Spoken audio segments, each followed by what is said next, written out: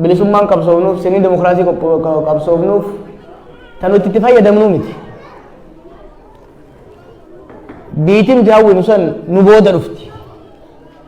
Dhaloota nu boodaatiif dhufti. Kanaaf hoggaan ijoollee xixiqqoo bobboochuu iyyitee nu jeetan argu what is the purpose? Purpose ni nuti qabsoofnu ijoollee tanaaf ta'u hoggaan argu hamilee kiyya akka abdiin horadhaa jechuudha. Kalammataan manguddoo hoggaan arguudha. Qabsoon tun nuun hin eegalamne dura bulama basari turte. Gameeyyii qabsoo ijoollummaadhaan qabsoo kana keessa seenanii allallee osoo abdiin kutin qabsoo kana cichanii jiran har'as hoggaa abdiidhaan ta'anii nama dhaggeeffatan hoggaan argu hedduun hamilee horadhaa. Jara san keessa tokko obbo Baqqalaa Jiraataati. Obbo Baqqalaa beekuun ooltan qabsaa gamees hoggana kaafaa yeroo dheeraadhaaf sababa hoggansa kaafaa keessatti kennaa tureen dhiibamee biyya kana jiru jechuudha. Obbo Baqqalaa Jiraataa jechuun isaanii warra akkanaa kanaan nu bira jira jechuudha.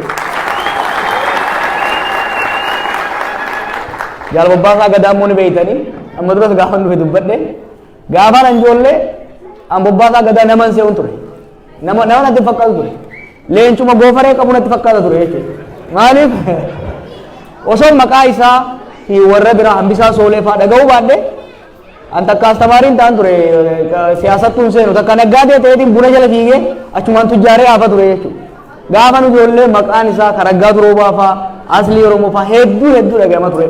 Kanaaf hoggaan namoota akka Bobbaasaa fa'aa akka Obbo Baqqalaa Jiraataa fa'aa hoggaan argu aariin an qabus gaddin an qabus narraa bada maaliif gama tokko ijoollee wachuun dhagaya gama kaanii manguddoo har'as osoon ifatin yoo manguddoon kun osoon ifatin har'as cichanii nu bira dhaabatan nuti warri arii nu qabuu dandeenyu dheessinoo jalaa ba'uu dandeenyu warri lafaa dhufaa nafaa cufaa maaltu nu dadhabsise jeetiin xiiqii keessa seenee hojiitti seenaa jara kana rabbi umurii nu haa dheeressu hedduun isin arguu kiyyate hedduun gammada. Fuuldura kiyya immoo hiriyaa warra Walaayitaa tokko qabnaa gameessa cimaa na biraa dheessee as dhufe wajjin paartii ijaarree filannoo 2020tiif qabsaa'uuf qophaa'aa turre silaa innillee kaseenu baasisa 2002 na dura baafatee deeme baga wala garree waggaa tokko warra Walaayitaa uummanni Walaayitaa qabsoo dhugaa godhaa jira dhugaa isin jaa mirga hiree murteeffannaa isaaniitti fayyadamanii naannoo mataa ofii jaarrachuudhaaf qabsoo godhan keessatti roorroo irra ga'een hedduu isaanii bulchiinsa isaanii osoo lafin uummata ajaa'ibaati. Opposition hanga bulchiinsatti qaama guddatti tokkummaadhaan osoo qabsaa jiran tarkaanfii irratti fudhatame yeroo gabaabaatti gaafiin isaaniis deebi'ee mootummaa naannoo isaanii akka argatan abdiin qaba. Uummata Walaayitaatti illee irraanfatina Oromoo. Maaliifi uummanni sabaaf sablammoonni biyya sanii kan nu duran cunqurfame kan nu duran dhiibame hedduu jira.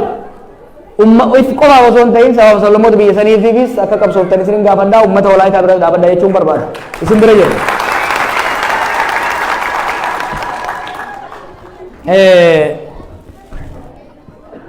Akeekni duula kanaa inni lammataa waa'ee nagayaati.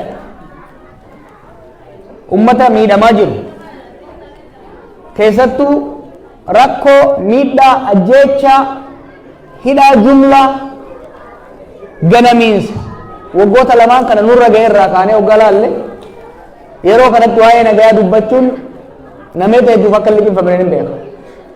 Namoota hedduu waan narraan eegin akka ta'e hin beeku.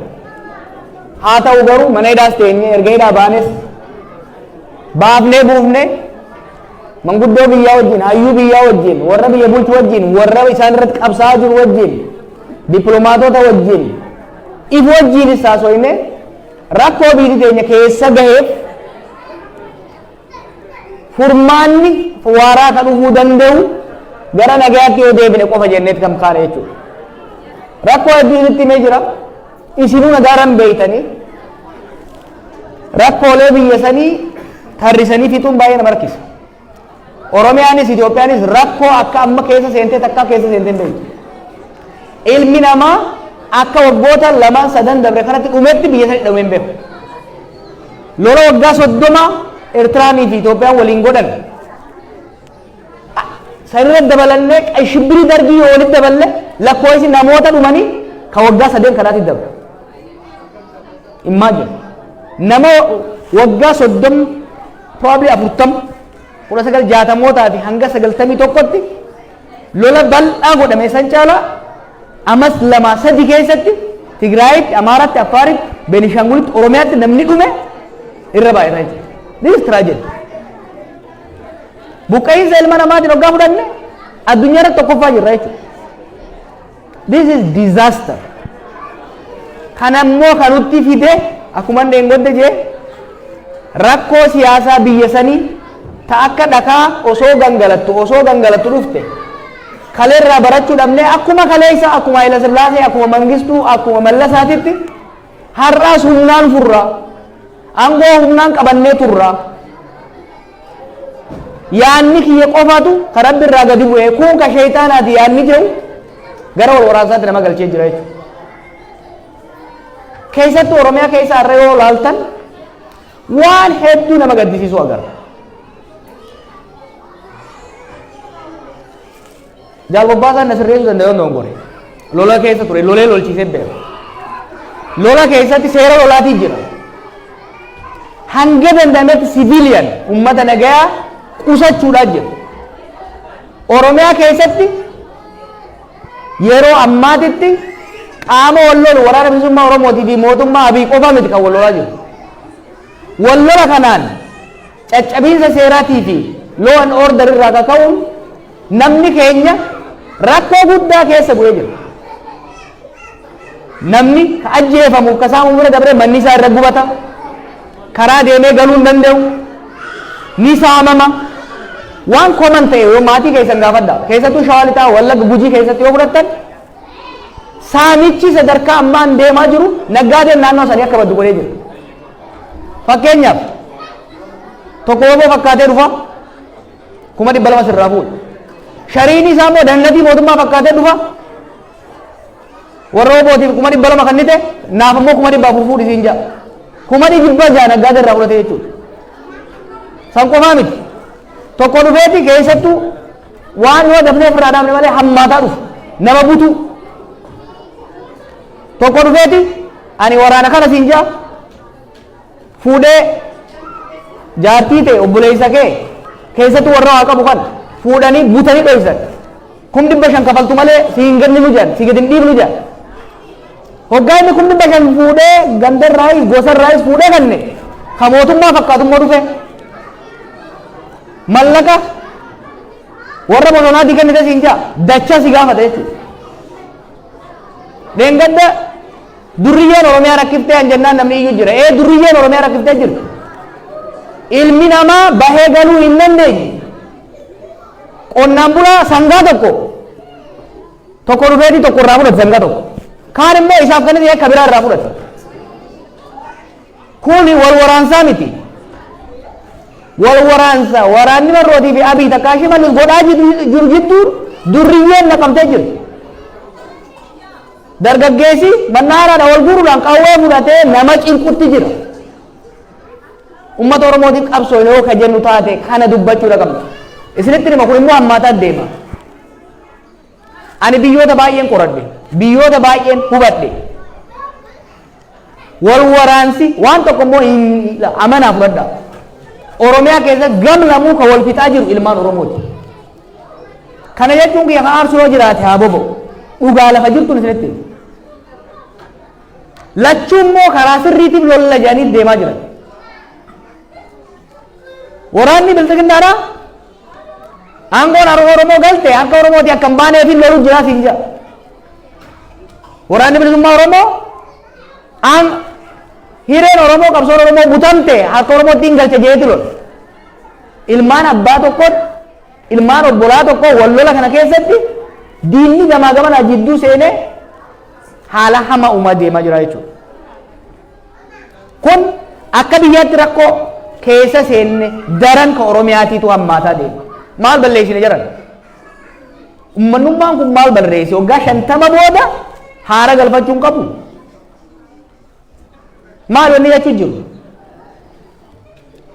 Warri Tigraayitii fi warri mootummaa federaalaa wal lolanii gara lolaatiin tokko tokko mo'achuu dadhabnaan uummanni addunyaa itti iyyee lola dhaabanii gara haasawaatti seenanii jiran. Uummanni Tigraay gargaarsa argataa jira. Gammachuu irraa qabna kanarraa. Oromoon gargaarsa argachuu hin qabu, haara galfachuu hin qabu. 1.5 million people nama miliyoona tuqaa tokko shantu Oromiyaa keessa buqqee jira sababa waraansa kanaatiin. Namni irraa dubbatu hin jiru. Namni gargaarsa geessuuf hin jiru. Duuba nuti duula kanarratti isin qofaa miti. Mootummoota biyyoota Awurooppaa hedduu dubbifnee jirra gara Ameerikaa illee. Wanni jechaa jirru maali? Rakkoo kaabaa fuurra jecha ta Oromiyaa keessaa dhiifnaan ibidda mana tokko qabsiiftanii kabiraa mana tokko irraa dhaamtanii kabiraa qabsiisaa jirtanii. Akkuma ummata kaabaa ka Amaaraa ka Affaariif ka Oromiyaatiif ka Tigraayiif gargaarsi dhaqu ummata Oromiyaatiifis dhaquu qabaa jechuu jirra.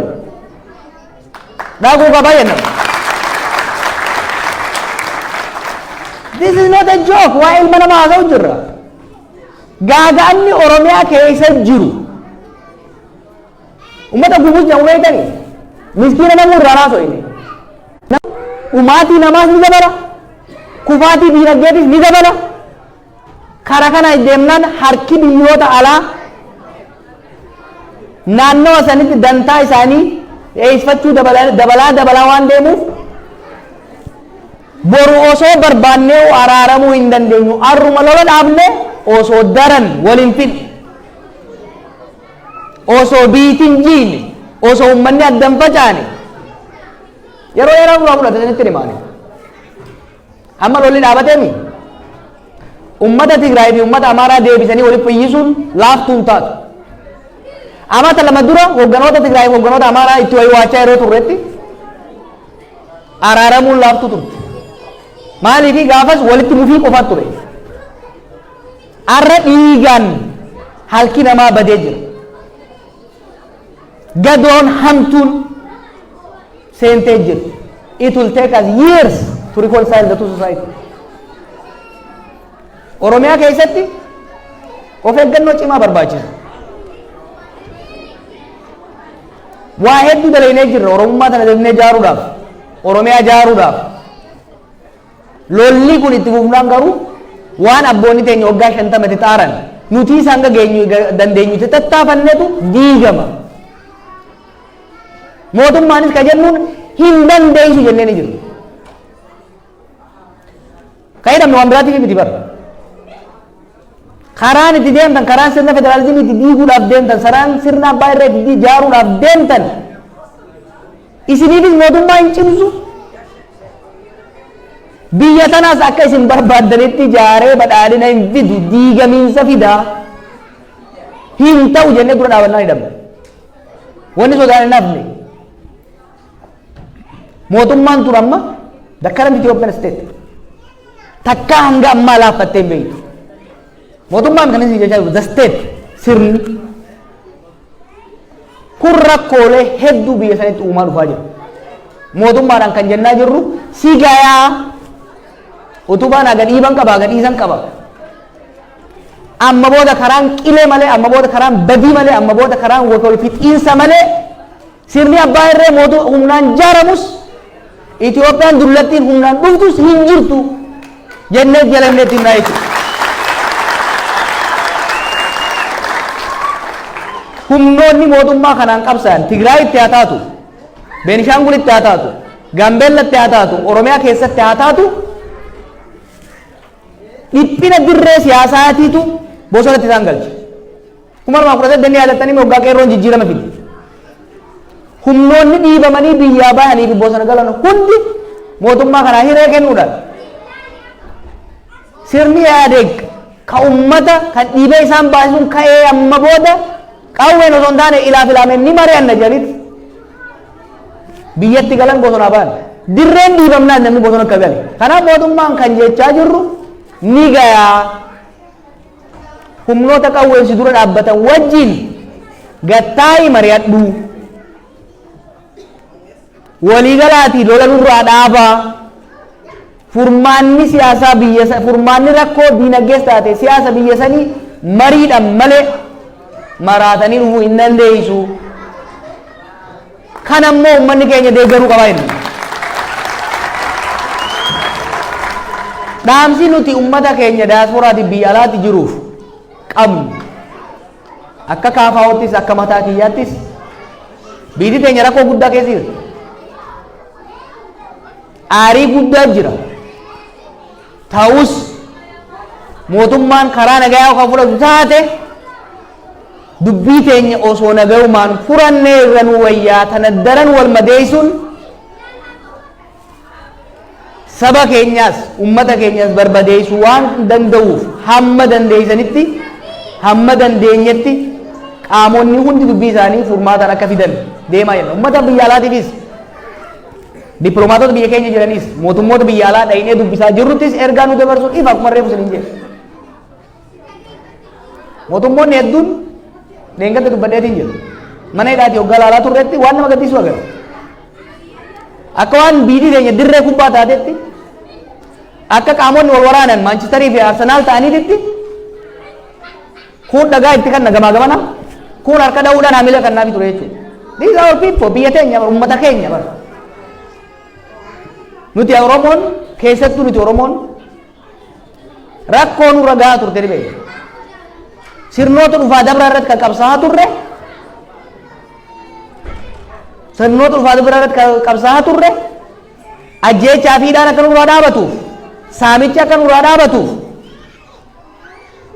kanaaf immoo mootummaan nu taatu filannee mootummaan nuti filanne sun immoo imaammata diinagdee isaa ta'u nu bocee hiyyummaa bara baraa keessaa akka baanuuf hiyyummaan amma biyya san keessa jirtu akka taateen beektu ni beektan maatii keessanii maallaqa ergaa jirtan hiyyummaan amma jirtu namni kiraa kafaluu hin danda'u nyaatee buluu hin danda'u dur hojjetaan mootummaa baadiyyaarra namni dhufee bira taa'ee itti barata akkasiin hedduun keenya akkasiin baranne arri hojjetaan mootummaa ifiifuu nyaatee buluudhaaf abbaa isaa qonnaan bulaatirraa xaafiin kiishaan dhuftiif jechuudha. This is disaster jechuudha. Kanaaf rakkoo kana keessaa bahuudhaaf wal mari'achuun irra wayyaa karaa hunda laallee jirra. Kana alatti deemnaan hangama kiyyaan qaama rakkoo biyya sanii ta'uun barbaadu. Qaama hiraar saba keenya irratti itti fufsiisu ta'uu hin barbaadu. Hamman dandeetti hamma beekumsa xiyyaatitti sirna amma duraa san keessaa bahuudhaaf tattaafadheetiin jiru. Garuu wal waraansa ilmaan Oromoo jidduutti godhamu keessatti wal waraansa barbaachisaa hin tahin keessatti hirmaachuudhaan gadadoo haawwan Tigraay gadadoo qonnaan bultoota Amaaraatiin qonnaan tiifattoota Affaar dhumaatii saamicha uummata Oromoo irratti godhamu keessatti hirmaachuun barbaadu. Hangan dandeetti beekumsa qabuun dhageettii fi beekumsaa fi beekamtiin qabuun siyaasaan biyya sanii karaa qabattee wal waraanuun dhaabbatee rakkoolee waraansatti nu galchan san mariidhaan ummata biyya alaatis gargaarsifannee mariidhaan furuu irratti yoo kadeemu taate waan beenu gumaachuudhaaf qophii. Lakkii lolaan itti malee jee mootummaa yoo ka itti deemu taate immoo si haa baasu jennaan jechuudha. Malee nuti jeemusa keessa hin biraan.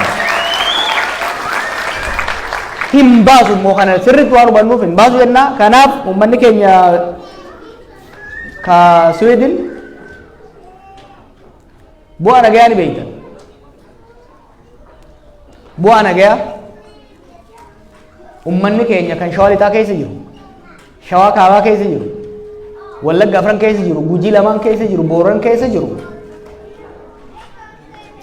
Ganamu waggaan waajjira kiyya dhaqu ganamu manguddoota tarrifamanii na eegan, haawwanitti tarrifamee na eegan. Akkaanaan waa godhuufii danda'utti an qawween ajajuun qabu. Akkaanaan waa godhuufii danda'utti rabbii mootummaattis ijoollee waraana wabboottis nu haasa'i haa araaramanii jedha. Araaramaa jenna nutis araaramaadha. Wanti haawwan Oromoodhaa barbaadan wanti abboonni Oromoodhaa barbaadan qonnaan bulaaf daldalaan wallaga keessa daldalaan hin hafne jarra. Kuma lamaa fi 19 gaafina baqqalaan dhayinu daldalli qabbanaa'u eegalee ture.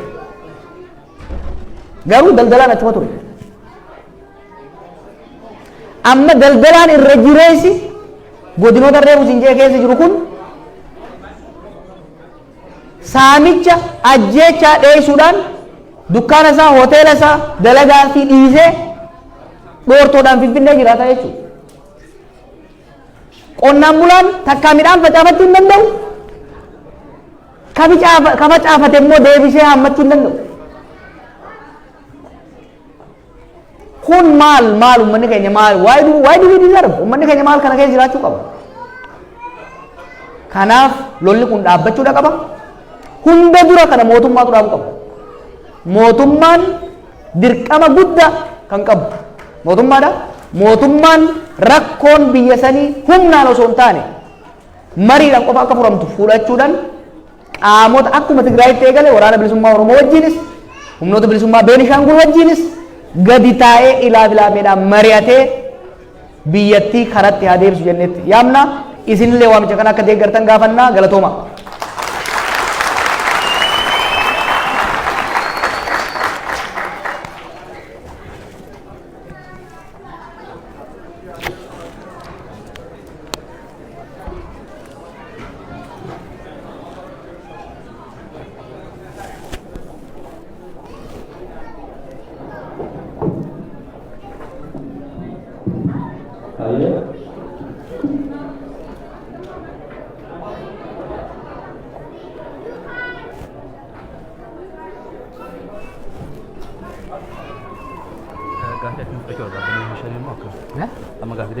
Nama shan keessa lallabaa fuudhe.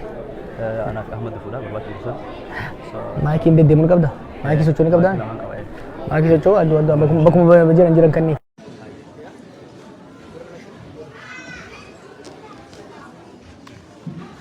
Amaltaan Suudaan sagantaa gaaffii deebii qabna jaaroo wajjin nama shan kan gaafannu ta'a. So maayikii asii qabna Ahmad asii keessa jiranii nama shaniif carraa akka dhugaa jechuudha.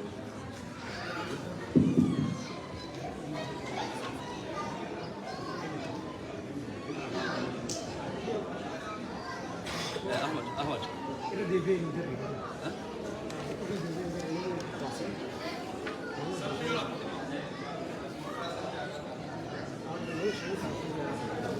Nama shan daawwatu nama fudhatu nama jedhamu. Hayyaa akka goonu asirraa nama shan asitti nama shan saara asirraa nama shan asitti akka beeru baata salphii.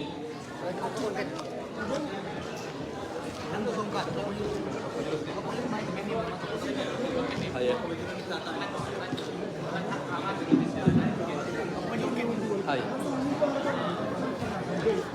Ifama, langsung jawab kita. Bakal jadi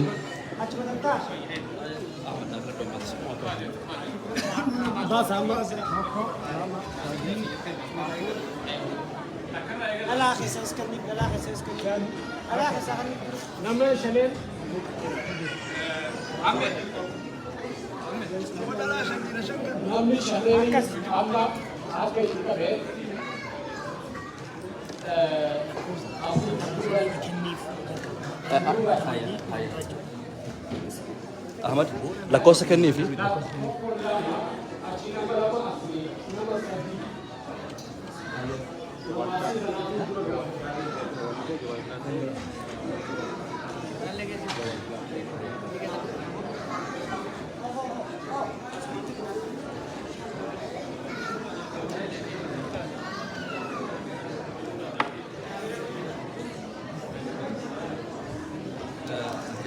Bismillah. Right. Assalamualaikum warahmatullahi wabarakatuh.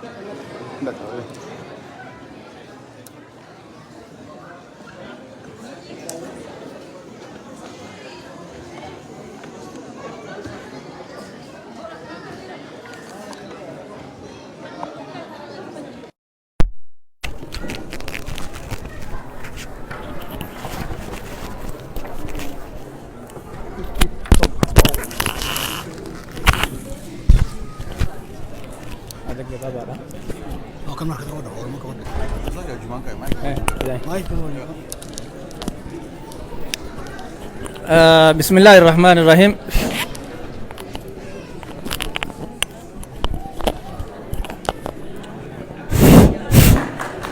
السلام عليكم ورحمة الله وبركاته. Galatooma duraan dursee obboleessa keenya ilma keenya Jawaariin baga Rabbi harka diinaatii si baase jennaan. Isinillee baga gammaddan Oromoo goota keessan nama jaalala Rabbiin namaa kenna jira namni namaan kennu Rabbi Khaaliqaan namaa kenne Rabbi ammallee jaalala si haa dabalu. Namni namaan kennu nama hojjete Rabbiif nama biratti illee jaalatama jiran. Ani waan jedhu gaafis guddaan qabu obboleessa keenya Jawaariin Oromoon ni ifaajji yeroo hedduu gartee mootiin itti duuti itti dhiigdi itti buqqifamti. Ani waan jechuu barbaade gaafiin kiyya manguddoolleen si dura jiranii atis hedduu waa qorattee waa'ee biyya namaallee qorattee hedduu beeyta waan jechuu barbaade ani cubbuu maal qabnaa Oromummaan tuni akka manguddoo irraa dhageessee fi akka ofii qorattellee maal maaf deemnee hulaa afotti yeroo hunda kufnaa maali badiin kennaa dogongorri Oromoon dalayde jira tokko. Kalammataati mariidha jette marii malee biyyiti suni Oromoonis sablamnoon illee yoo mariin geggeeffame malee biyyi suni nagahan argattuu jette. Ummata kanaa wajjin hangam itti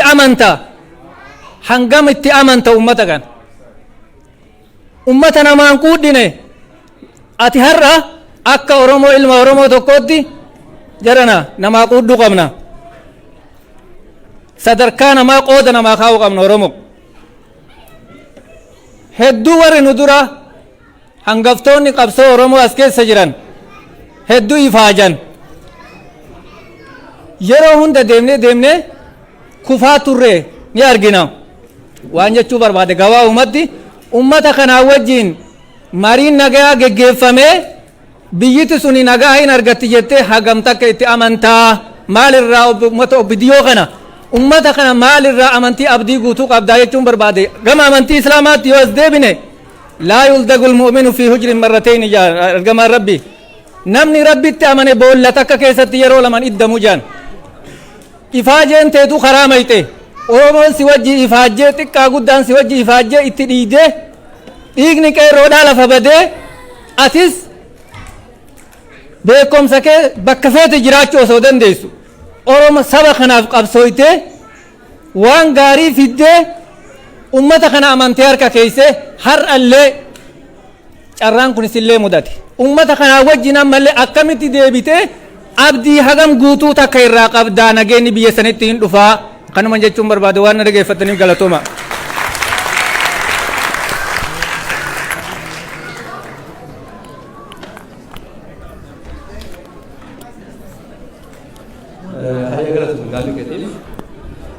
Ifama wajjin warri gaafii gaafachuu barbaadan hundumti keessaniyyuu yaada keessan gaafasatti gaafii maqofatti gaafasa gaafii gaafadhaa deeqaa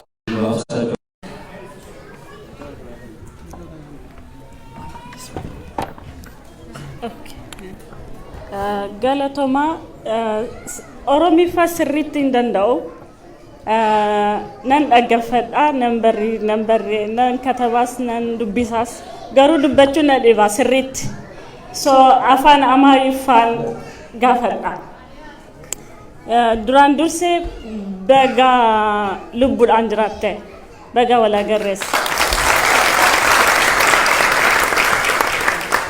itti aanee እኔ በትግራይ ኮሚኒቲ ተወክዬ ነው የመጣሁት ምክንያቱም እናቴ ከትግራይ ነች አባቴ ኦሮሞ ነው ኦሮምኛ ካደኩ በኋላ ነው የተማርኩት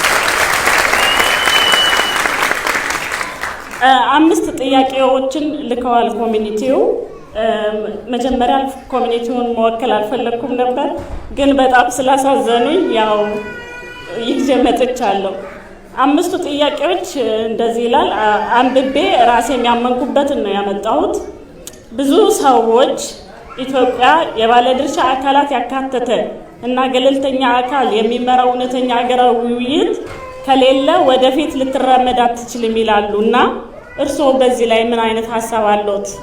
የመጀመሪያው ጥያቄ ነው። ሁለተኛው በትግራይና በኦሮሚያ የተፈጠረው ግጭት በሰላም መንገድ ለመፍታት ያለውን ጽኑ አቋም እናደንቃለን። ሆኖም ይህ እንዲሆን ምን የተለየ እርምጃ ያስፈልጋል ብለው ያስባሉ? ስዊድንስ እነዚህን ጥረቶች በምን መልኩ ልትደግፍ ትችላለች? ወይም ስካንዲኔቪያን ሀገሮች በምን መልኩ ሊደግፉ ይችላሉ ብለው ያስባሉ? ለምሳሌ እኛ የተጠናከረ ማዕቀብ እንዲኖር ጫና ለማድረግ እንፈልጋለን። ይህንን እንዴት ያዩታል የሚል ነው።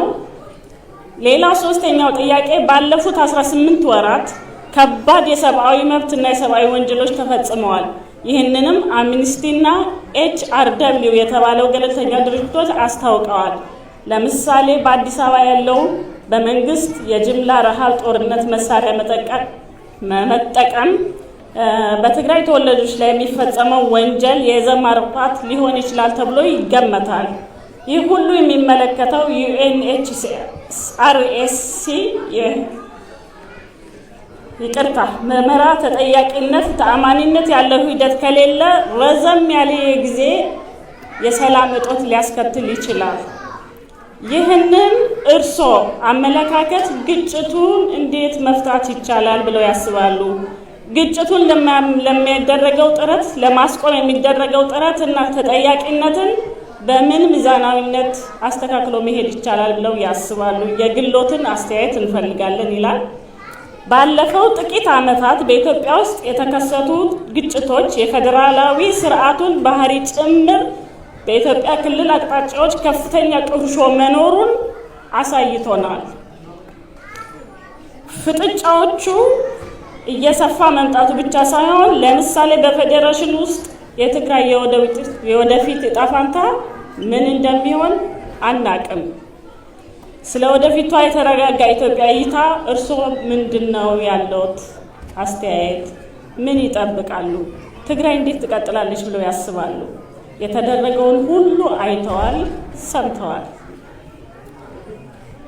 የስዊድን መንግስትስ እንደዚህ ፌዴሬሽኖቹ እንዳይበታተኑ ወይም ሌሎች ምዕራባውያን ይሄን ቢያደርጉ ብለው የሚያስቡት አስተያየት አለ ወይ? ከኛ ጥረት ውጪ ማለት ነው።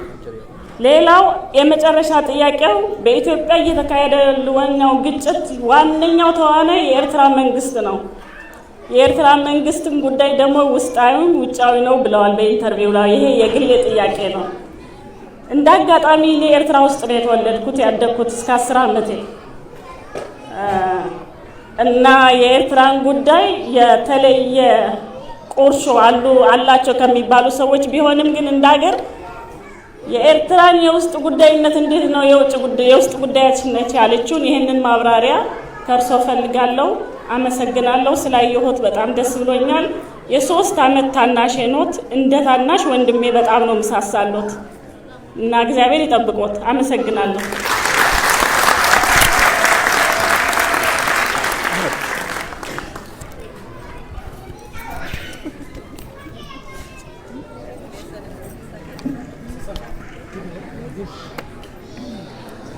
Daño.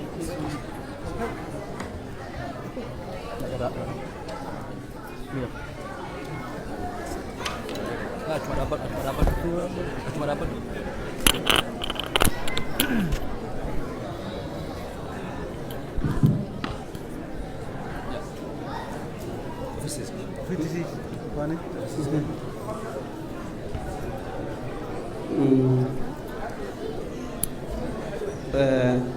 duraan dursee assalaam ani haa dhufu obboleeyyan keenya hundi keessanuu baga nagaan dhuftan duraan dursee assalaamu alaykum warahmatullaahi wabarakaatuhu baga nagaan dhuftan obboleeyyan keenya hundi keessanuu jawaar obboleessa keenya hayyuu keenya baga mana hidhaa qaalatti keessa baga rabbiin fayyaa nagaa fi fayyaa jahan guutuun mana hidhaa keessa si gabbaase yoo ati nuuf jiraatte abdii qabnaa waan jettee Oromoo furmaanni Oromoo ni forma jeetiin abdii qaba kalmaan ja'a Rabbi umrii si haa dheeressu Rabbi si haa jiraachisu nu jiraadhu amata kuma sin jedha gabaabse.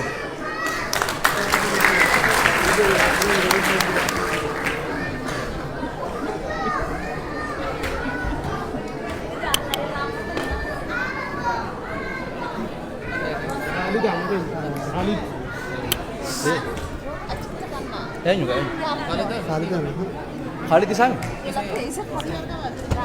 Khalid Hanuman argeno ni jaga. Yero lamma farq kabas. Khalid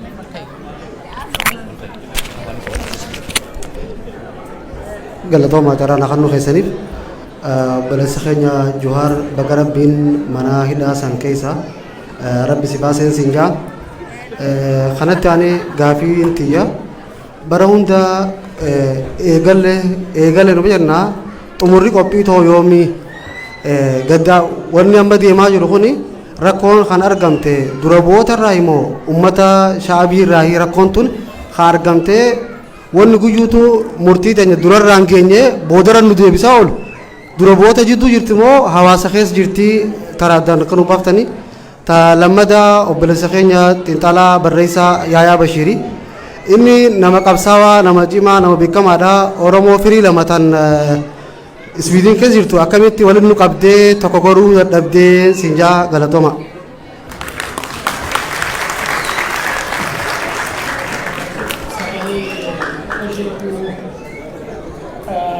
wannan gefen ne jawabi daga fi gafata gobe free ko dage ne su a drama da wannan wala koje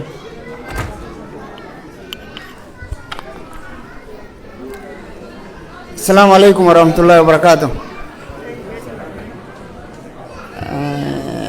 Duraan dursee maqaan koo Jawhar Aman jedhama biyya Filaandirraa dhufe moggoo kiyya baga baate daaddaa kiyya baga rabbi si baasee daaddaa kiyya baga nagayaan dhufte siin jedha.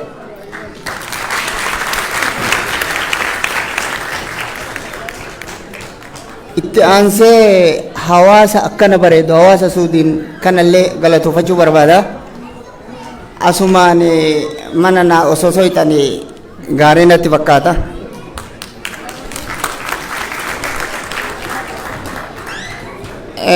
Angaafi guddaallee hin qabu gaafii nan qabu Itoophiyaan jiidee namni martinuu argaa jira abbaa jiisee namni martinuu ni beeka moggoo nagaya jaalatta nagaa barbaaddaa nagaya ati barbaadduuf rabbi achisiiteessee achisi baase nama afaan qabutti namni waa dubbata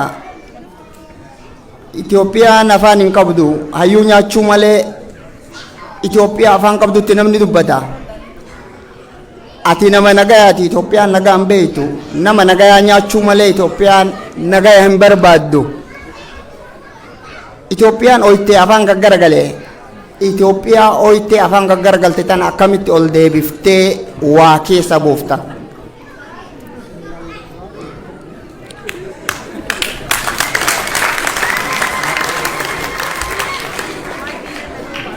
kaitti aanu hawaasni keenya si jaalata akkaan si jaalata atilleen akka hawaasni si jaalatu ni beekta rabbi ija hawaasa keenyaa irraa si hambisu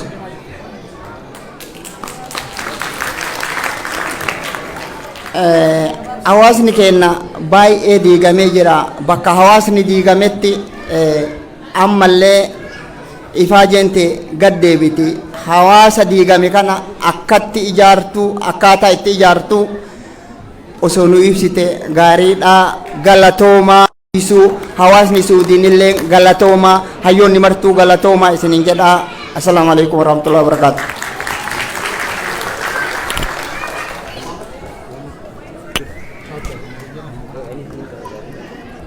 obboleeyyan dhiifamaa wajjiin yeroo marsaa lammaffat dabarru dhiira takka dhalaa takkarraa fuunaa nama hedduu harka ol qabaa nama harka ol qabu hunda arguu hin dandeenyu dura san dhaabbannee kanuma ijji dura nu garteef carraa kanneen akkasi taawwan walii gallu. Achi noofin khalaq. Deebisuu fedhaansi. Itti dabala.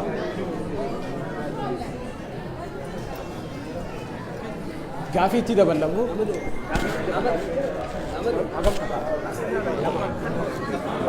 Nama lama. Gaafii lama dubartoota keessaa fudhanna.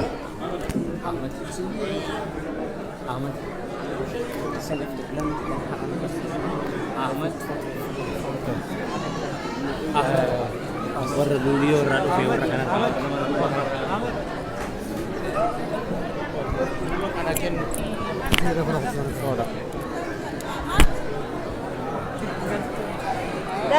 galata badillee jiru amadu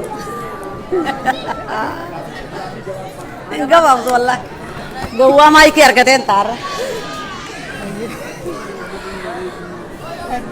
galatoma oromo carraa kana kan nu qaysanif obbo Jawar Muhammad duraan dursee baga rabbiin harka diinaati si baasee sinjaa umriin dheeraadhu horii burii umrii tante hanqaasii duraa sitti nizaabin rabbiin sinjaa kanatti aansuudhaan oromo oliin kaahikna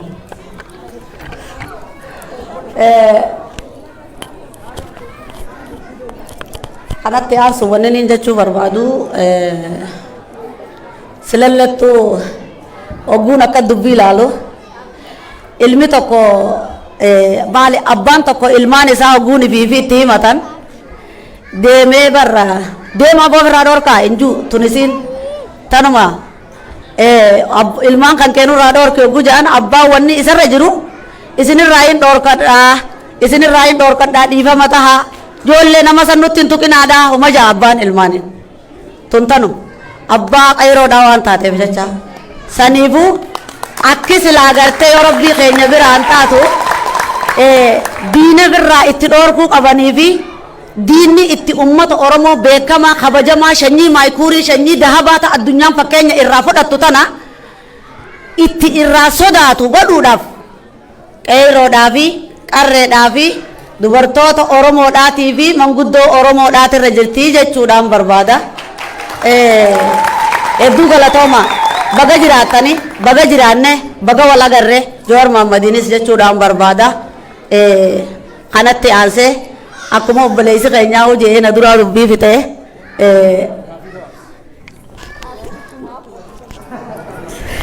gowwaa maayikii harkate nan godhin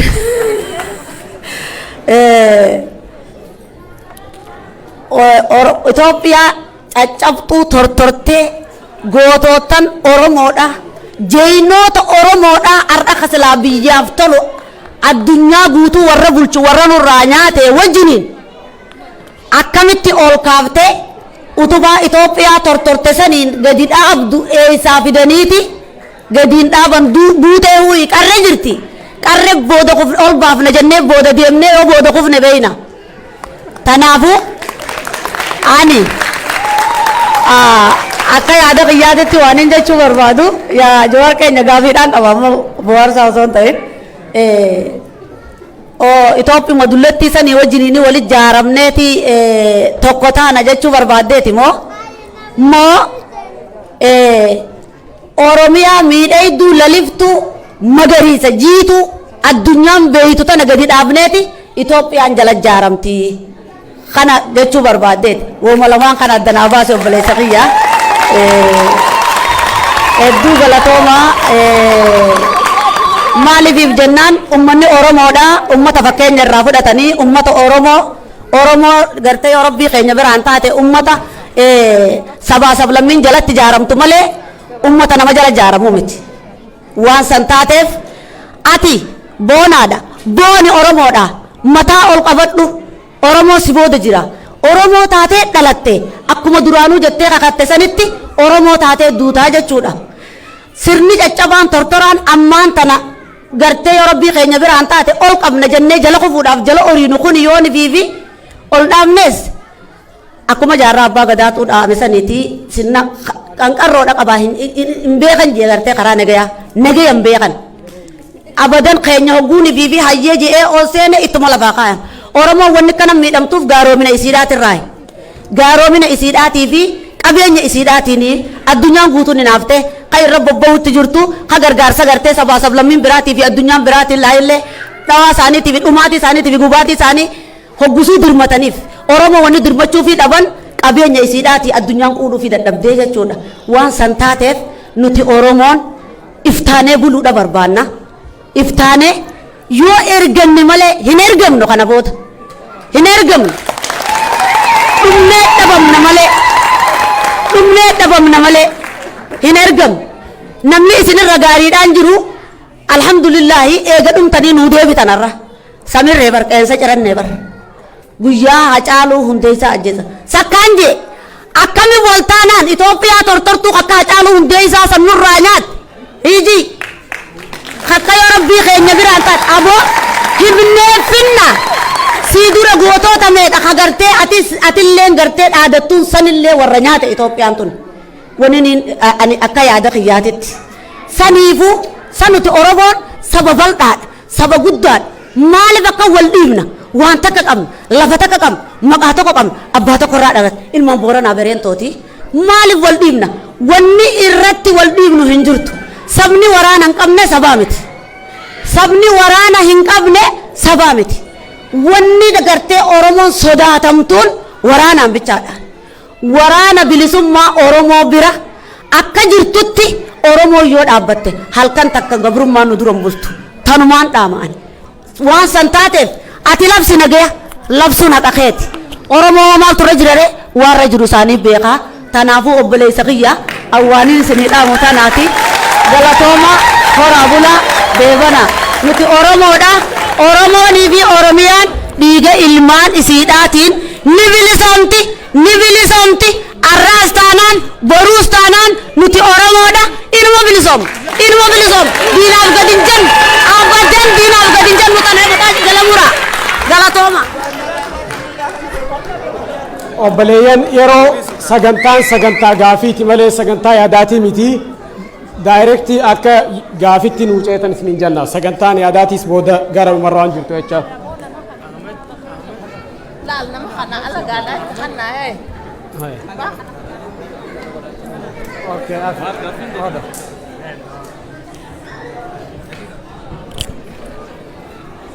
okay kana gannamis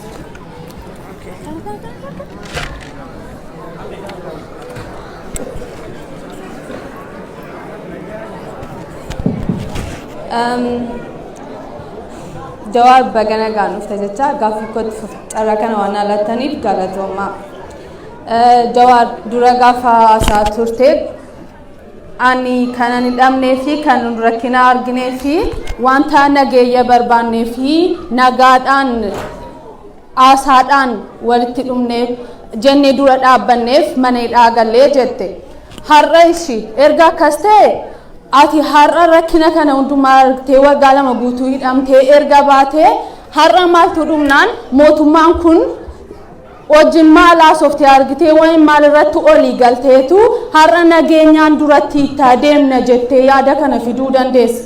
Eessaa fidde yaadi kun eessaa dhufe? Lammaffaa immoo waaboon har'a maqaa balleessiidhaan maqaan isaan balleessanii ajjeesaa jiru jedhamanii maqaan isaanii badaa jiran isaan yerooti mana hidhaa keessa turte wabii uummata Oromoo ta'anii dhaabbataniiru. Ituu isaan hin jiran ta'etti ijoolleen Oromoo kanaan duras baay'een du'aniiru amma har'aattis du'aa jiru. Ituu isaan hin jiran ta'etti wabiin uummata Oromoo amma kanatti iyyuu eegamee hin jiru ture.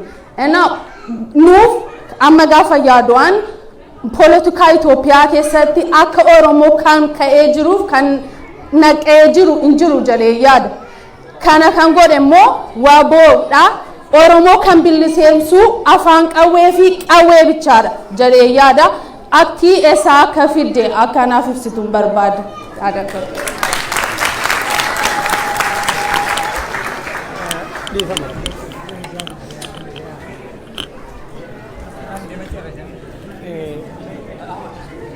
Okay.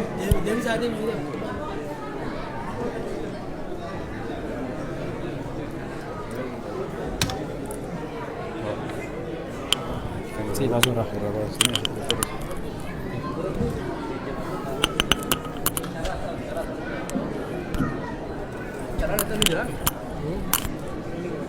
Marcelo mau aja. Oh, do. Baik. Baik.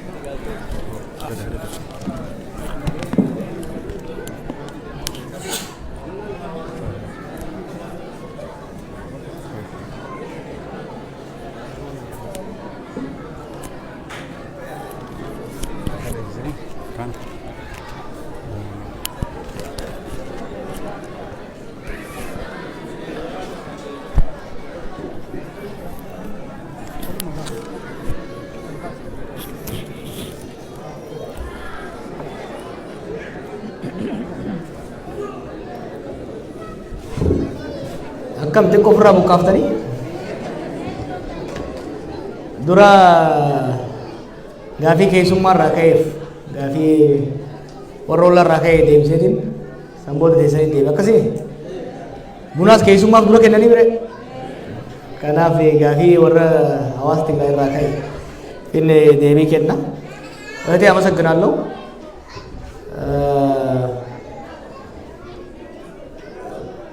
ባለፈው 2 ዓመት 1 ዓመት ተኩል በትግራይ ህዝብ ላይ የደረሰው በጣም የሚያሳዝን የሚያሳፍር ነው።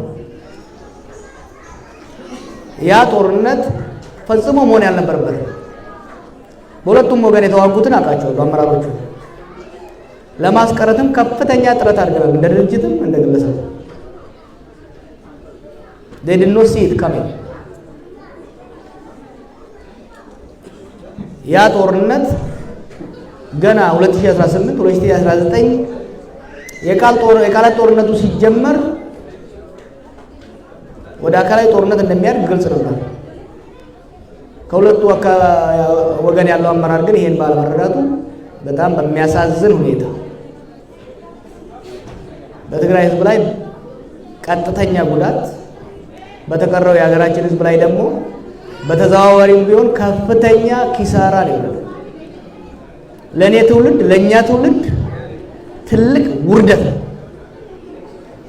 ይሄ በአብይና በደረጃው ላይ ብቻ የሚተው ሳይሆን ከኔ ጨምሮ በአሁኑ ትውልድ ያለን አመራሮች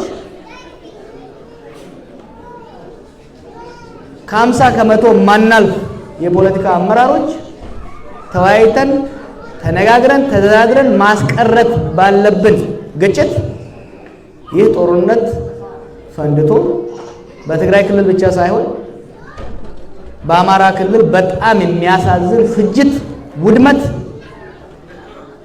በአፋር ክልል በጣም የሚያሳዝን ሰቆቃ ደርሶ this is really shame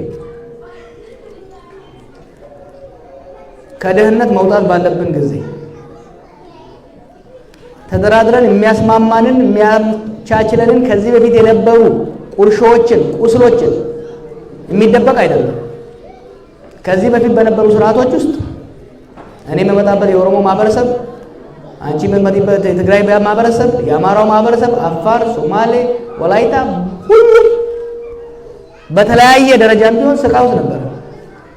እነዛን ቁስሎች የምናድንበት ጠባሳን የምናብስበት ጊዜ ላይ አዲስ መከራ በህዝባችን ላይ እንዲደርስ ማድረግ it is shame is big shame በጣም አስነዋሪ ነገር ነው። በጣም ነው ማዝነው። ይሄንን ደግሞ በእስር ቤትም እያለን ቶርቸር ለኛ ማወቅ የነበረባቸው የምሁራን ማወቅ ያለባቸው አመራሮች በግልጽ ወጥተው በአንድ ብሔረሰብ ላይ ጄኖሳይድ ሲያውጁ ስናይ የምናከብራቸው አብረን የተማርናቸው ሰዎች ስናይ እንኳንም ታሰርነን ያለው ሼኪው ቄሱ ትልቁ ትንሹ ወጥቶ ውድመት በሚያውጅበት ዘመን ውስጥ መኖር በጣም ነው የሚያሳዝነው። ለዚህ ነው አሁን ትንሽ ተስፋ ያለኝ ቢያንስ በሚዲያ የሚነዛው የዘር ማጥፋት የመጠፋፋት ደምስሰው ውቀጠው ጨፍልቀው ሚዲያ ስትከፍቱ ከሌላ ዓለም የመጣ ጠላት እንደምንዋጋ ይመስል ይሄናል ብርጌድ ወደ ደመሰስን እከሌ የሚባለው አመራር ደመሰስ ነው የሚለው ፕሮፓጋንዳ በመቆሙና ተጨባጭ ስራ እንኳን ባናይ ስለ ሰላም መሰበክ መጀመሩ በሁለቱም መንግስታት በሁለቱም በክልሉም በፌደራል መንግስትም በሌሎችም ማየት ለኔ ኢትስ ሂውጅ ሪሊፍ። ምን አይተህ ነው ለሚለው ጥያቄ ምን ተስፋ ነው በኦሮሚያም የሚነሳው ጥያቄ ነው። እኔ ጦርነቱ መቆም በተወሰነ ደረጃ መቆም አካላዊ ጦርነቱ ብቻ ሳይሆን የቃላት ጦርነቱ አስነዋሪ አሰቃቂ የነበረው የቃላት ጦርነት መቆምና መነጋገር መጀመሩ ትልቅ ነገር ነው። የሚያዋጣውም እንደኔ መቀሌም ላሉት ፊንፊኔም ላሉት ወንድሞቼ የምመክረው ልዩነት አለ። ህወሓትን ታግያለሁ፣ የታወቀ ነው ታሪካቸው። ብልጽግናን ታግያለሁ፣ ታስሬያለሁ። ሁለቱም ህወሓትም ብልጽግናም በህወሓት አመራር ስር የነበረው የኢትዮጵያ መንግስትም በብልጽግና አመራር ስር ያለው የኢትዮጵያ መንግስትም ባልደረቦቼን አስሯል፣ ገለዋል። ንዴት አለኝ። 2018 በፊት የኢህአዴግ ስርዓት ሳይፈርስ ለውጥ እናምጣ፣ ለደረሰብን በደል፣ ለደረሰብን ግድያ፣ እስራት፣ ዘረፋ ሂሳብ ወደ ማወራረድ ሳይሆን ያለፈው አልፏል፣ አዲስ ሀገር ወደ መገንባት እንሂድ ብዬ ስወተውት የነበረው ባለፈው 2 ዓመት የመጣው ፍጅት በሀገራችን እንዳይመጣ አሁንም ቢሆን ከእህቶቼ ቅድም የሚነሳው ንዴት ልቤ ውስጥ አለ። I know a lot more than what you guys know። ነገር ግን ከእንግዲህ በቂም መሄድ፣ ከእንግዲህ በእልህ መሄድ፣ ከእንግዲህ ስኮር ሴትሊንግ ሂሳብ ለማወራረድ መሄድ የበለጠ መውረድን፣ አዲስ ቁስልን፣ መፈራረስን ስለሚያመጣ የዲያስፖራ ማህበረሰባችንም ሆነ ሀገር ቤት ያለው ማህበረሰባችን የሚበጀው ሰላም ነው ባይ ነው። የሚበጀው ሰላም ነው። የትግራይ ክልላዊ መንግስትና የፌዴራል መንግስት አሁን የደረሱበት ደረጃ የሚያስመሰግን ነው። የእርዳታ መቀጠሉ መጨመር አለበት፣ ግን በቂ አይደለም። በፍጥነት ውይይታቸውን እያጠነከሩ የኤሌክትሪክ ሰርቪስ መጀመር አለበት፣ የቴሌኮም ሰርቪስ መጀመር አለበት፣ የባንኪንግ ሰርቪስ መጀመር አለበት።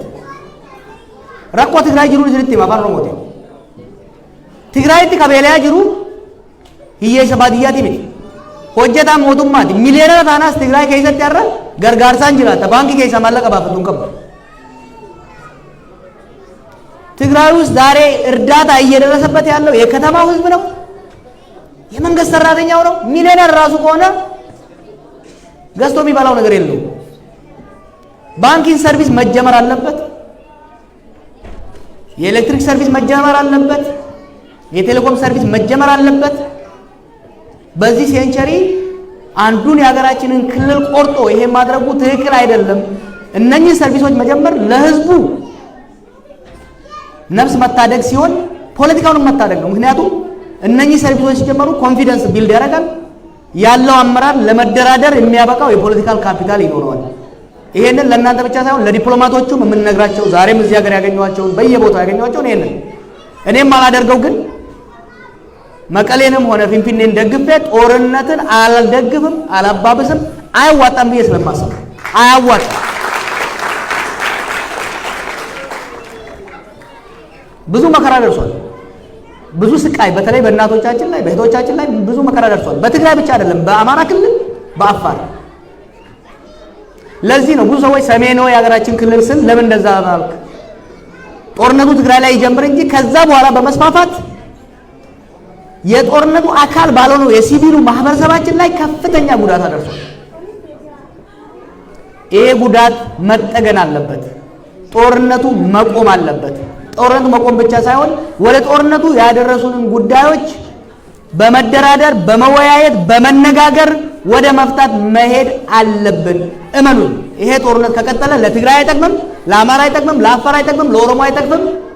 ተያይዘን ነው የባሰ ገደል ውስጥ የምንገባው። ከሲሪያ እኮ የእግር ኳስ ሜዳ አይደለም ኢትዮጵያን የእግር ኳስ ሜዳ ተፋላሚ ኃይሎችን እንደ አርሰናልና እንደ ማንቸስተር እያደረጉ ከውጪ የሚያበረታቱ ከውስጥም ራሱ በተለይ የኛ ኢንተሌክቹዋል ዲያስፖራ ያለ ኢንተሌክቹዋል መጠንቀቅ አለበት። we are talking about people ቁጭ ብሎ ጦርነትን ማፋፋም አሸናፊ አይኖረውም። ቢኖረው ኖሮ አምናና ይሆን ነበር።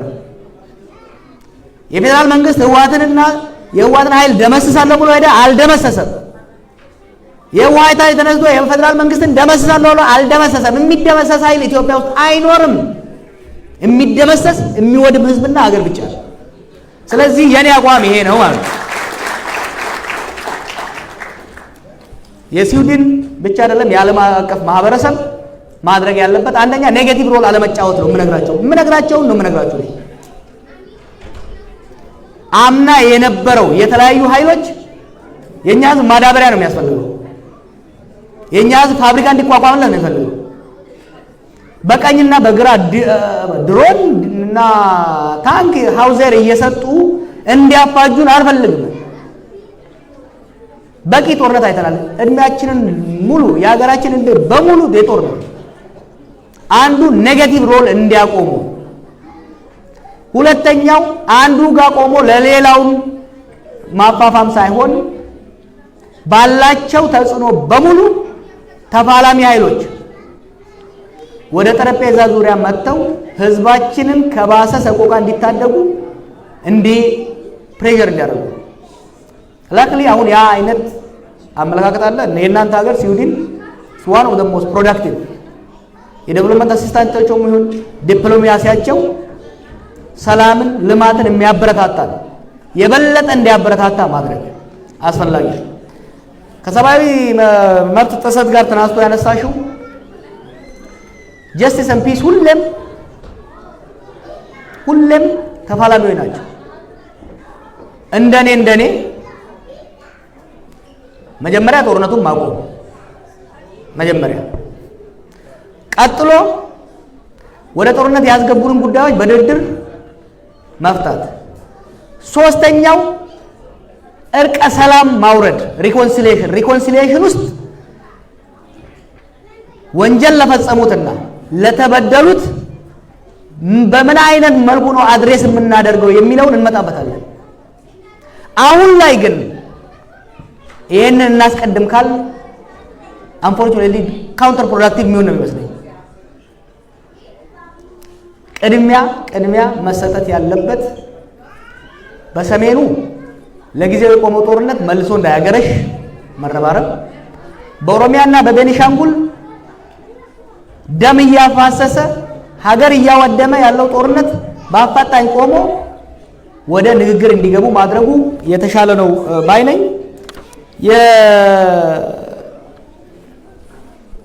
የትግራይ እጣ ፈንታ በፌዴሬሽን ውስጥ ምንድን ነው? የትግራይ እጣ ፈንታ የኦሮሚያ እጣ ፈንታ ነው። this is my view። የትግራይ እጣ ፈንታ የአማራ እጣ ፈንታ ነው፣ የአፋር እጣ ፈንታ ነው። እኔ አድጌበታለሁ፣ አጥንቼዋለሁ፣ አይቼዋለሁ። ከባድ ቢሆንም አድካሚ ቢሆንም አይደለም መደራደርና ማናገር ልናያቸው የማንችላቸው ግለሰቦችን ቢሆኑ ተደራድረን ተነጋግረን አዲስ ሶሻል ኮንትራክት ማምጣቱ የተሻለ ይመስለኛል ከሌላው መንገድ። ሁሉንም መክረናል። መገነጣጠሉም እንደማይወጣ አይተናል። ጨፍልቆ ብሔረተኝነትንና ብሔሮችን አውድሞ መቀጠልም እንደማይቻል አይተናል። ያልሞከርነው ኢፌክቲቭሊ ያልሞከርነው ዲሞክራሲያዊ ፌዴራላዊ ስርዓትን መገንባት ነው። ለኔ የትግራይ የሚባል ብቸኛ መፍትሄ ሊኖር አይችልም። የኦሮሚያ የሚባል የብቸኛ መፍትሄ ሊመጣ አይችልም። የሚችለው በተለይ ደግሞ የዛ ሀገር ግንባታ ውስጥም ክራይሲስ ውስጥም የሶስት ቡድን ልሂቃን ከፍተኛ ሚና አላቸው። የትግራይ የአማራና የኦሮሞ ልሂቃን። ሌላው ኮላተራል ዳሜጅ ነው እዛ ሀገር ውስጥ። ይሄን ስል ብዙ ሰዎች ደስ አይላቸው። በዳት ትሩዝ እነኚህ ልሂቃንና ሌላው ልሂቃን ቁጭ ብሎ በመደራደር አንደኛ አብረን መቀጠል እንፈልጋለን ወይስ አንፈልግም? መቀጠል ከፈለግን በምን መልኩ ነው? የክልሎች ራስን በራስ የማስተዳደር ስልጣን እስከምን ድረስ ይሁን? በፌደራል መንግስት ውስጥ በምን መልኩ ነው በምን ቀመር ነው የስልጣንና የሀብት ክፍፍል የምናደርገው? ምክንያቱም ከዚህ በፊት የነበረው አይነት አንዱ ቡድን የበላይነት የሌላው ጭቆና በኢትዮጵያ ውስጥ ሊቀጥል ፈጽሞ አይችልም። ከእንግዲህ በኋላ ኢትዮጵያ ውስጥ አምባገነንነት የአንድ ቡድን የበላይነት ሊሸከም የሚችል ጫንቃ ኢትዮጵያ ውስጥ የለም። this should be very clear። ይሄ ወሳኝ። ስለዚህ እንደኔ የትግራይ፣ የኦሮሚያ፣ የአማራ፣ የሶማሌ እጣ ፈንታ ከመቼውም በላይ የተቆራኘና መፍትሄም ሊመጣ የሚችለው በመነጋገርና በመደራደር ብቻ። በሌላው ግን አንዱ አንዱን አሸንፎ የሚመሰርተው ነፃ ሀገርም ያለ አይመስለኝም። አንዱ አንዱን አሸንፎ የሚመሰርተው የበላይነት የሰፈነበት ኢትዮጵያም የምትኖር አይመስለኝም። ከኤርትራ ጋር የተያዘው ጉዳይ ሰሚ ዶሜስቲክ ሰሚ ፎሬን ለምን አልክ? የኛና የኤርትራ ጉዳይ ያልተቋጨ ፍቺ ማለት ነው። ኢንኮምፕሊት ዲቮርስ። የኤርትራ ህዝብ ለ30 ዓመት ታግሎ አገሩን መሰረተ። ግን የኢትዮጵያና የኤርትራ ጉዳይ የሁለት ሀገሮች ሊኖረው የሚገባው በስርዓትና በስምምነት በህግ በተቋማት ላይ የተመሰረተ ግንኙነት አላቋቋም። ግለሰባዊና ፓርቲ ነው የሆነው። ከ92 ጀምሮ 93 ኢንዲፔንደንስ ካገኙ በኋላ የመለስና የኢሳያስ የህወሓትና የሻዕቢያ ጉዳይ ነው የሆነው። ኢንስቲቱሽናላይዝ ማድረግ አልተቻለም።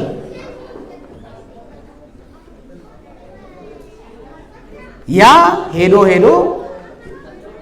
ያን ሁሉ ህዝብ የቀጠፈብንን የ98ቱን ጦርነት አመጣ።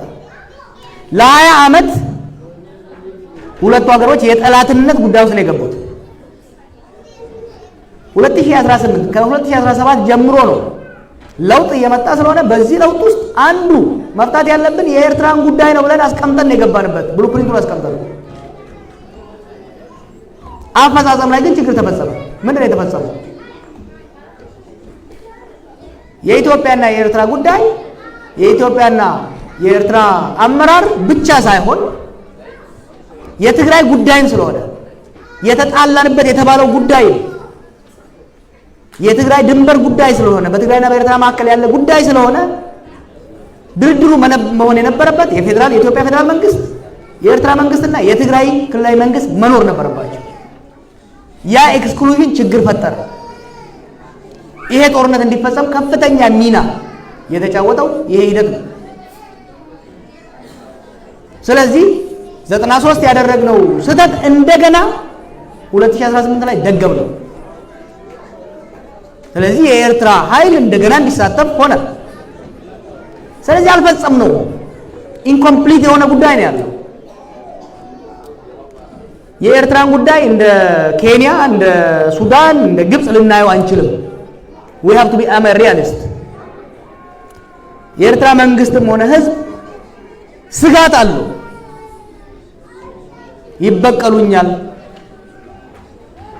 የሚለው ስጋት አለው። ሴኩሪቲ እና ኢኮኖሚክ ኢንተረስቶች አሉኝ ይላል። እነዛ መደመጥ አለባቸው። የትግራይ ክልላዊ መንግስትና ህዝብ ስጋት አለው። በተጨባጭም አይቶታል። እነኛ አድሬስ መደረግ አለባቸው።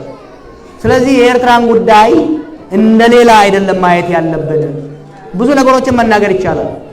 እኔ እንደኔ ኢትዮጵያ ሰላም ሳታገኝ ኤርትራ ሰላም ልታገኝ አትችልም። ኤርትራ ስጋት እስካለባት ድረስ ኤርትራ ለሰላሜ ስጋት አለብኝ ብላ እስካሰበች ድረስ ኢትዮጵያም ሰላም ልታገኝ አይችልም። መፍትሄው ምንድነው? እንደ ሁለት ሀገር የሁለትዮሽ ግንኙነቱን ኢንስቲቱሽናላይዝ ማድረግ፣ ስጋቶችን ማስወገድ የሚቻለው በግልጽ ተደራድሮ ተቋማዊና ህጋዊ መስመር ማስያዝ ነው ከሚለው የተነሳሁት። ስለጠየሽኝ አመሰግናለሁ። ሌላው እንግዲህ በስፋት ወደፊት እናምናብራራው ይሆናል። ተይሰሪቲ እንዴ ሲላ ተናዝ ነው ደገ ይሰኝ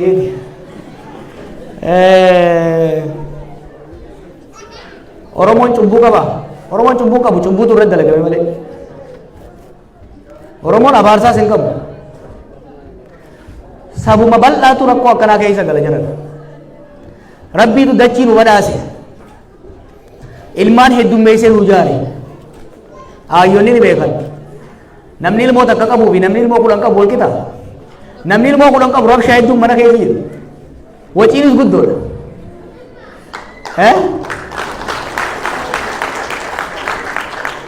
Ilmoo kudhan qabaachuun abaarsaa miti. Kennaa rabbiin jedhanii ilmoon waan rabbi nuu kenneetu xiqqoo nu miidhu jira.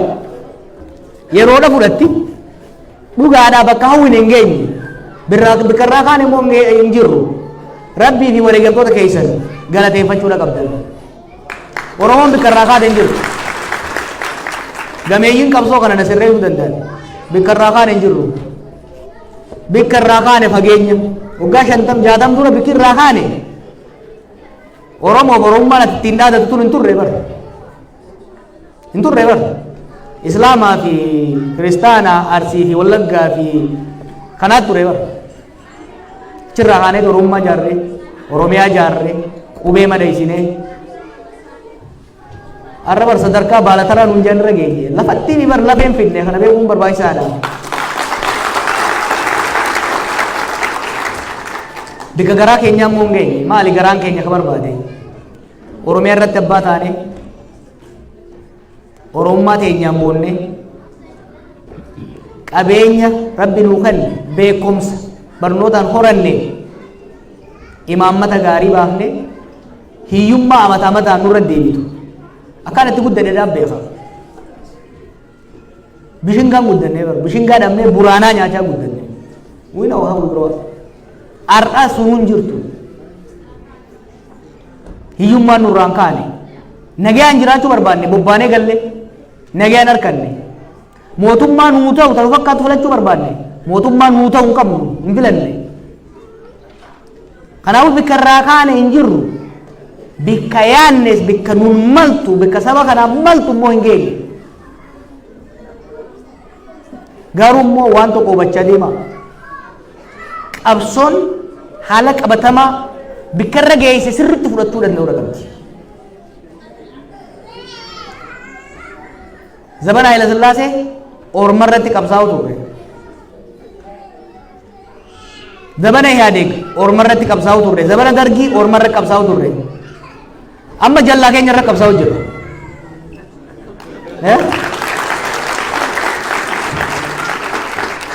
Qabsoon jallaa Ormaati irratti qabsaa'anii fi jallaa ishiitii irratti qabsaa'an ni ulfaatti.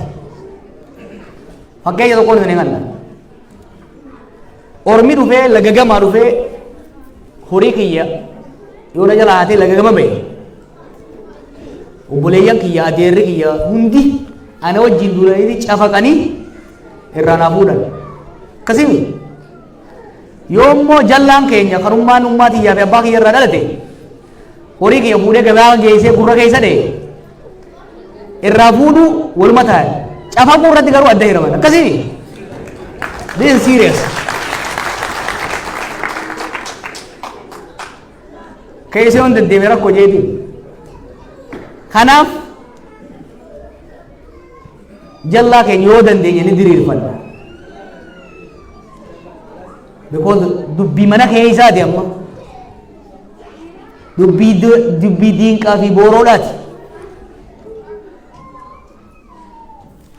Tanaan nu dhibe. Nu dhibde. Waraana nu barbaachisaa jettan. Nu barbaachisa. Garuu waraana Oromoo lama ka wal lolu hin barbaannu waraana Oromoo lama ka wal ta'ee diina nurraa waraanuu barbaannu.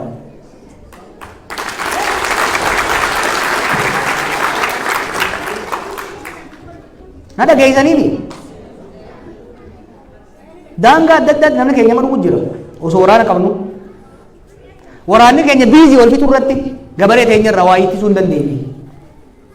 This is painful. Qaanya'uu qabna. This is painful. Laalaa dhabeetii miti jallaa keenya irraa waan hedduun beeka waan nama gaddisiisu. Ammoo araaramumaa turre wayya jeetii yaadaan. Maaliifi obboleeyyan lama waliin mo'attu. Dhumarrattis tokko dhaqee wal'aansuudhaan yoo lafaan dha'e harkuma qabee ol kaasuu ta'a.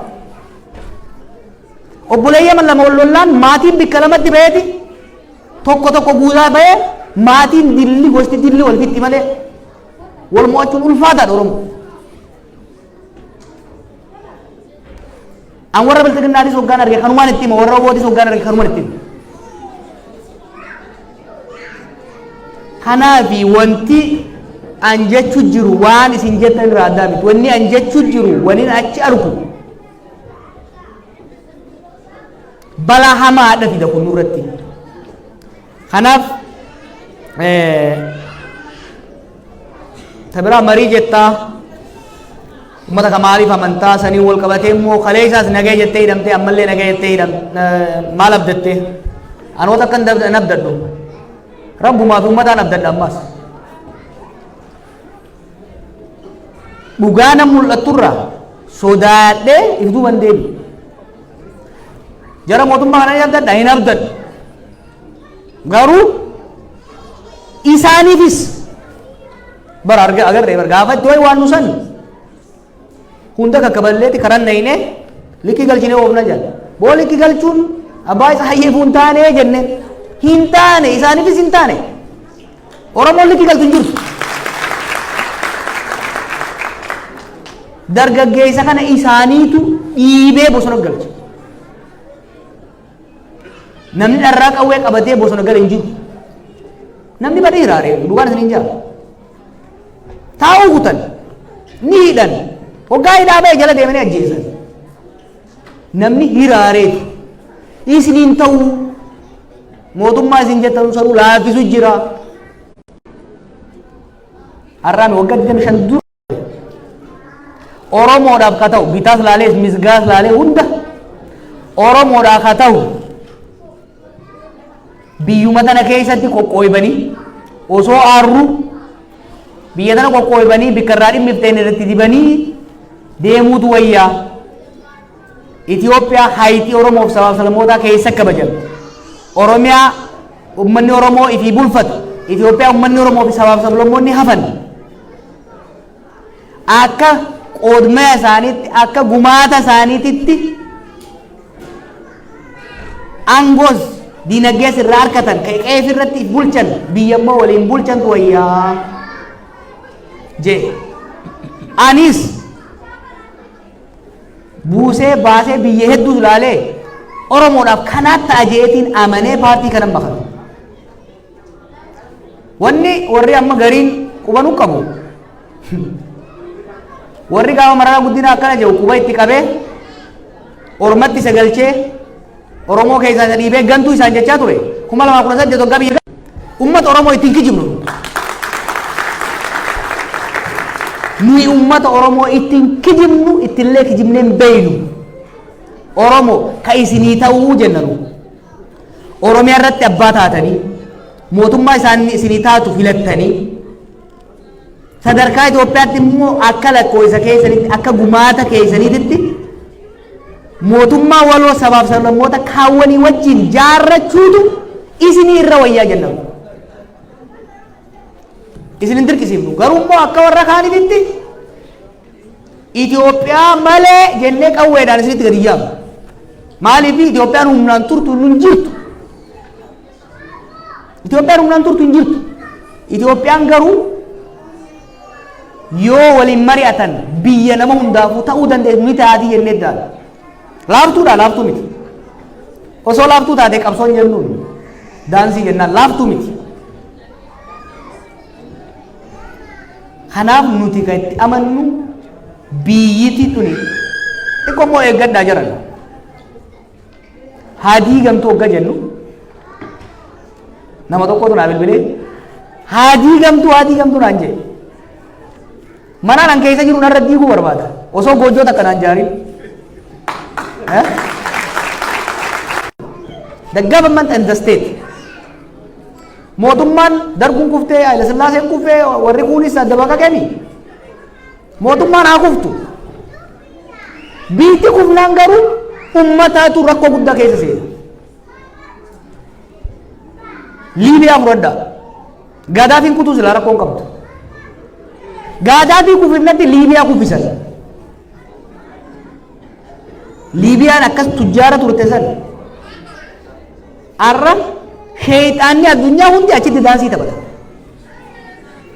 Siiriyaan biyya ajaa'ibaa turte qabsoo teenya waajjira qabna turte bara 1960moota keessa gaafa Haji Hussein suraafaa turan. Sooriyaa keessaa waajjira qabna turte. Biyya jabduu nuufuu dahoo turte. Roorroo warri asadirraan gahe olaantummaa garee xiqqoo takkaa irratti uummanni fincile osoo ittiin qophaa'in bakka san waan buusan osoo qabaatin. Sheexanni bitaa margaa itti jigeeti Siiriyaan nuti itti baqanne suni nu baqatanii karaa Finfinnee irra kadhattuu Siiriyaatiitu nama darararra.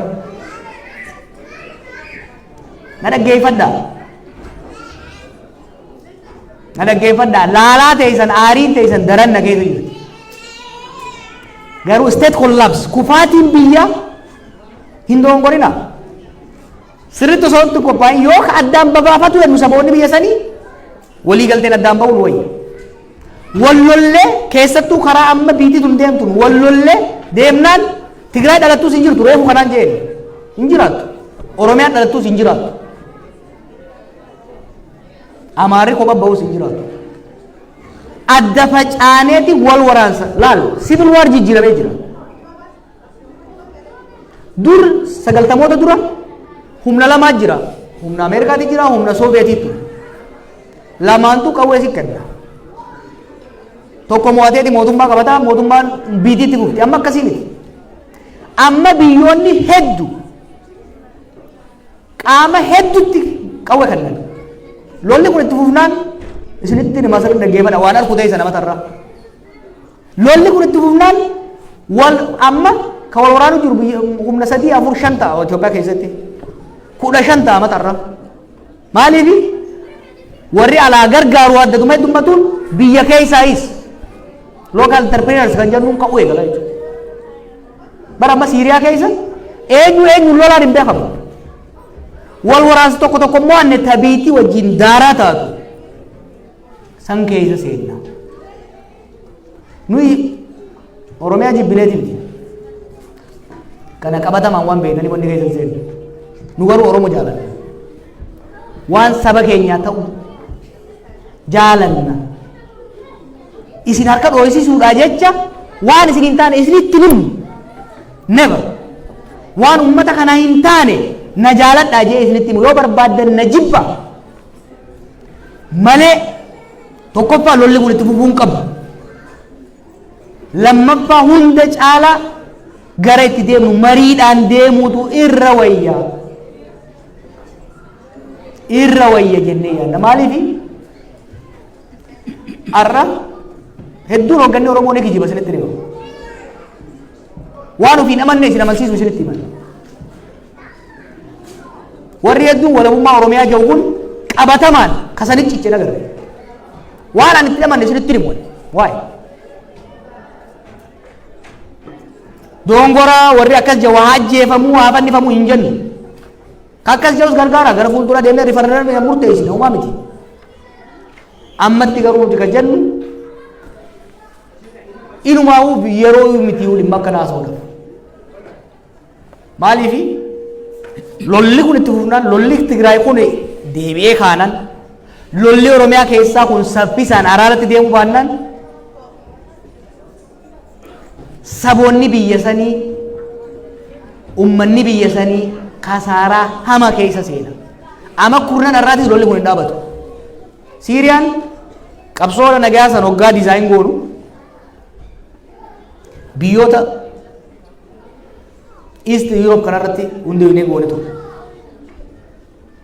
dhaqee qaamaan hin arge biyyoota akka Sarbiyaa kana Boosniyaa kana keessaan deemee arge sana hundeeffnee kala revolution dizaayin goone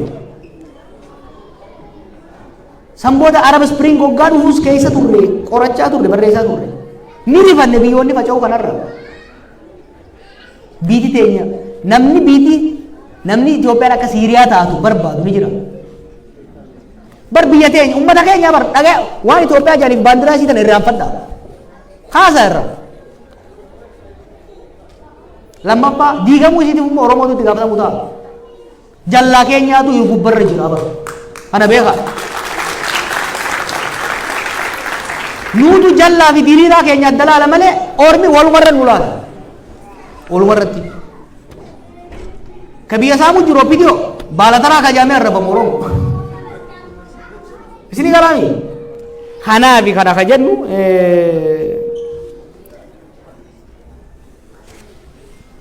waliigalatti haalli amma biyyi keenya keessa jiru. Haalli uummanni Oromoof sabaaf sablammoonni sun keessa jiran. Oromoo qofaan dubbatiin asirratti hima. Uummanni akka gumuus kun isin bar hedduu daasporaa hedduu jirtan waccaniis dubbattaniis loltaniis hoogganas qabdan kan dhufee isinitti haasa'u. Hawaasa qabdan kan isinirraa iyyu qeerroodha qabdan hanga fedhees taatu ka qawweenis taatu dhakaanis isinirraa falmuun jiru.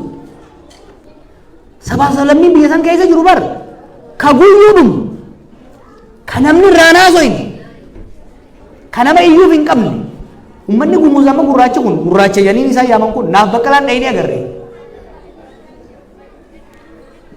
magaalaa dachii fi dirra magaalaa dhaquu hin danda'u magaalaa dhayinaan akka saree masgiida seentaniitti ari'anii ajjeesan biyya teenya keessatti Oromoo if qofaa fi miti ollaa keenyaaf isaa yaadnu hiraar ummaatiin biyya san keessa seenaa jiru. Amma waan na boonsu keessaa tokko bara dabre kana keessatti ummanni keenya yeroo ummata Tigraay irra rakkoon son geessu bira dhaabbachuun keessan sirritu. Kaleessa hoggansi isaanii paartii isaanii akkan nu godheettanii ummata hijaa akkan taane agarsiiftan. Ummanni Oromoo ummata nama boonsu bara.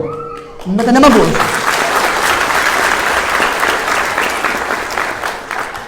Gaafa fincila godhaa turre san gaafa mormiirra turre san sirna wayyaanaa tokko gaafa fincillu ummata Tigree nama Tigree tokko Oromiyaa keessatti hin tuyne ummata naamusa qabu ummata kaayyoo beeku ummata sirnaa fi ummata adda baasee beeku Oromoon ummata haaloo hin baane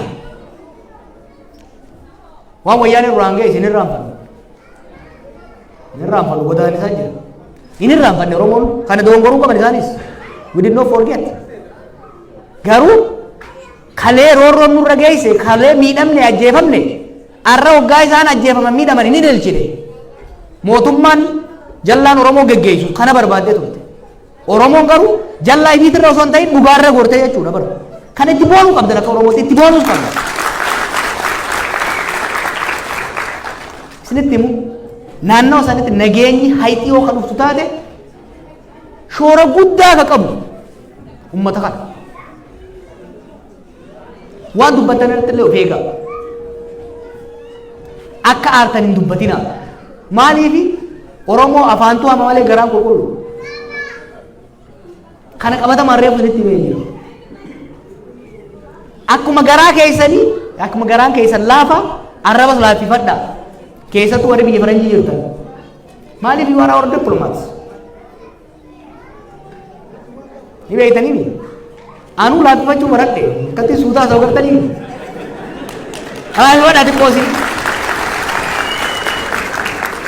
abdii qabdaa ka jettan abdiin qaba tokkoffaa ummata Oromootiin irraayin abdii qaba walii wacuu kanaas hin jibbina walajjeesuun walii wacuu wayya ka wal lolluufis ka wal abaarruufis kaayyoo tana waan itti amannuuf waan garaanu nyaattuufi bara amma namoonni hedduun gana yaada kanaan dhufu lolu jiran hamtutti hin laalu it shows me how much they care ukkaamsuun barbaadu galman dhaquutti wanni maayikii kennee dubbadhaaf irraa buqqaasaa jedhuuf anis isin dhaga'uun fedha kanaan faallaa ta'uus akka isin dhaga'uun fedha passion wanni isin godhaa jirtan kun waan gaariidha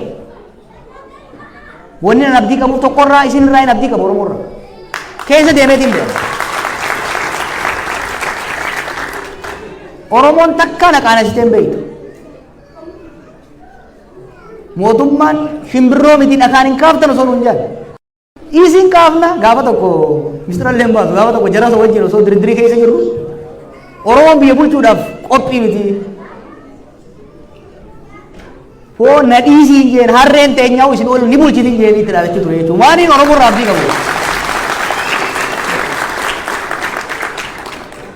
Amma garuu garagalchaniiti waan tokko tokko nuti jiran laal. Ni mirkaane dhagayaa Oromoo tokko sirnaan abdii qabu. Lammaffaa dhugaa keessanitti namna. Dhugaa uummata kanaatitti. Uummanni kun daangaa namaan dabarre. Daangaa namaan dabarre. Ooyiruu namaatti hin dabarre. Nama mana isaa dhufee ooyiruu isaa dhufee diinni irraa fuudhee kan nee'u narraa kan hin jenneen. Dhugaa qaba uummanni kun. Wannummaa mootummaa amma jirtu sana kana daddaayisee addunyaa irratti akka jibbamtu godhe dhugaa Oromooti sirriitti dhibaane. Maaliif uummanni Oromoodha? Uummanni Oromoo isaanii amata 27 alagaa hojii ta'ee isaan cabse irra dabree fi hamaa koo hamataa koo jee carraa kanneefi ni boochisan qalbii cabsan uummata kana qalbii caba Oromootitu salphina kanaan isaan ga'e waan biraatii miti. Kanaaf dhugaa Oromootu ni amana. An jara bilchiginnaatis jara wabootis warra jidduu kana jiruttis akkuma ilmaan Oromootitti ilaala. Akka obboleeyyan kiyyaatti ilaala. Obboleeyyan dilaan qaba nama gaafa nasii dhaqeen argeettu turani.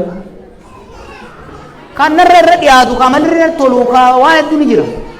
Garuu ilmaan abbaa tokko uumaa godhuu hin dandeenye.